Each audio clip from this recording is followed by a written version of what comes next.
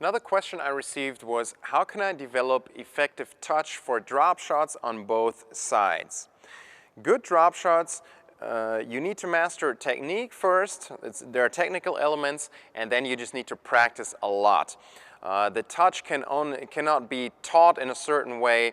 You just need to put the fundamentals in place that you have good technique for your drop shot, and then you just need to practice it over and over. The reality is some people are more talented than others at this, but everybody can learn to hit pretty good drop shots. And you also see on the tour, on the pro tour, most players hit drop shots, especially on clay courts, and not all of them are very talented when it comes to touch, but you can definitely master this. I've done another video about this on the technique, so let's take a look at that. So let's begin with the forehand drop shot here. Now, the key again is to set up as if you're hitting a topspin shot like this, and then at the last second you just decide to hit that drop shot and you hit that like this. Now, I believe it's much better to change the grip, especially if you have an extreme forehand grip, a semi-western grip, okay? There are some players on tour who have that semi-western grip who hit the drop shot like this, but that's very difficult with that grip, okay?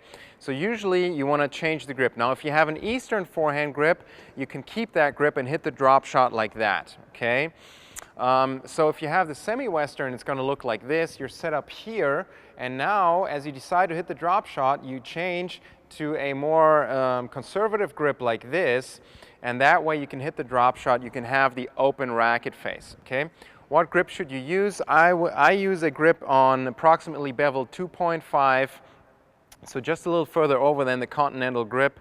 You can definitely use a grip with the index knuckle on 3 with an eastern grip, or you could go over all the way to a continental grip, which would really open up the racket face.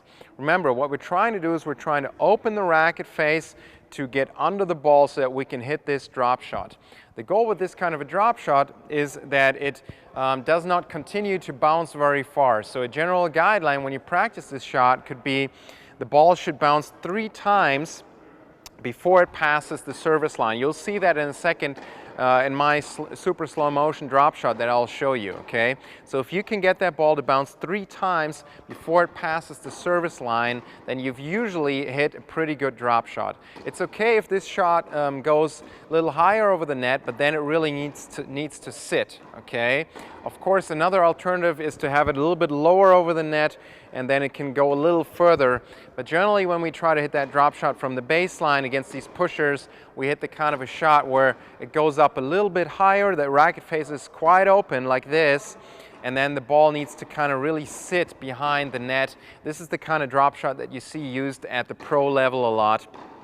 Federer and those players, they'll use this quite effectively, okay? So let me demonstrate that again. You need to practice this in slow motion, of course, with shadow swings, okay? So setting up for a forehand right here.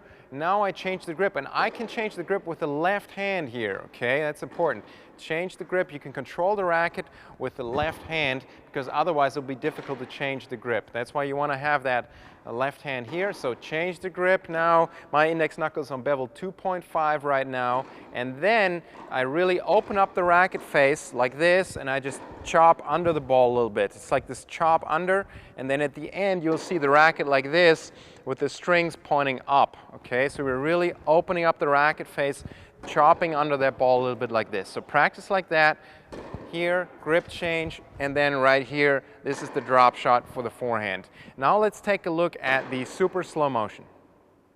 Here's the side angle. As you can see, it's a topspin forehand, and then at the last second, I decide to go for that drop shot. So let's break this apart a little bit. Everything looks as if I'm going to hit a regular topspin forehand until about here. And now I change the grip. Take a close look at how I do that. The left hand is very involved here. And then the racket goes back. It's a very short backswing here. And from here I move to contact. And you can see that at contact the racket face is open, but it's not as open as you would probably think. Then I continue through here into the finish position, and the racket face does really open up now with the strings pointing up to the sky. Take a look also from the back angle here. I pretend to hit a topspin forehand, and now I change the grip, open up the racket face, get under that ball. As you can see, the ball goes up pretty high. That's okay as long as the ball kind of stays in the spot, and a good guideline is here that the ball bounces 3 times in the service box before it passes that service line. And as you can see, that's what happened here. So this was a pretty good drop shot. Now let's look at the backhand drop shot. Again, we want to pretend we're hitting a topspin shot.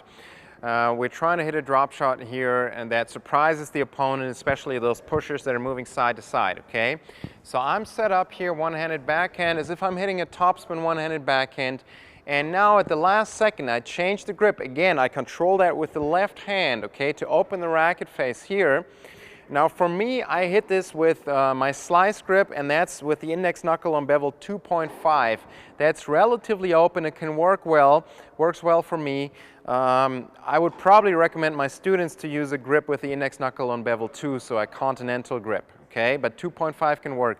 Once you get to 3, it'll probably be too open, okay? You don't really want that. So 2.5 or 2 is usually what you can use here. 1.5 could work, but I wouldn't recommend that. So change the grip, so topspin here, change the grip, and now again, we're really opening the racket face here. The racket face is more open. We're chopping under that ball a little bit, and then stopping right here with the strings pointing up, okay? So it looks like this. Topspin, now grip change, and then just drop it. It's a very short motion here, as you can see. We're really chopping under the ball a little bit. Let me show that again. So turn, topspin, now grip change, and then just like this.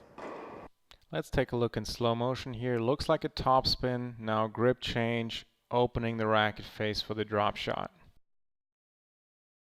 So let's break this further apart. Take a look how I'm stepping in here. This is usually when these drop shots are most effective. I'm stepping in as if I'm going to really hit a nice topspin aggressive backhand inside the court, and then at the last second you change your grip and hit that drop shot. These drop shots are a lot more effective from this kind of a situation, and especially against those pushers. So from here, after the grip change, move to contact, very similar to the forehand. Racket face is slightly open. It's not crazy open, but it will continue to open as we move through. And on this one-handed backhand drop shot, we sometimes add a little bit of side spin as well, but that's not a major objective.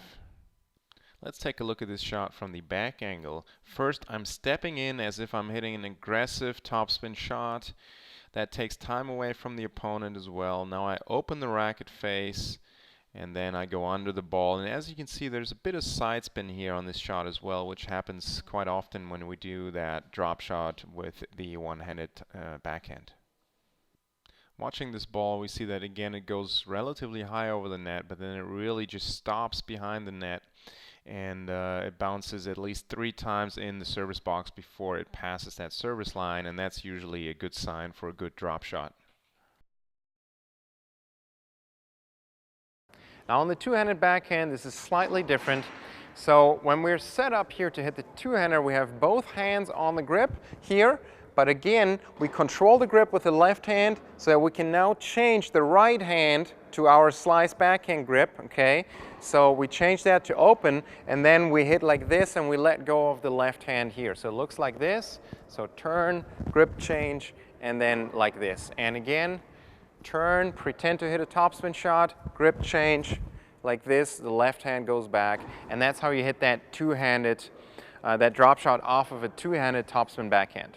So to go back to the question, how to develop the touch for effective drop shots on the forehand and backhand side. Number one, develop the technique as I demonstrated here in the video, and then you just need to practice it a lot. Find somebody to feed you balls, and the touch is something that can really only be developed through a lot of practice. Do you struggle to get enough power on your serve? In my latest serve training program, I reveal the most common problems club level players like yourself have on the serve and how you can fix them. It really all comes down to 2 key serve power movements that you have to master in order to serve with a lot of power.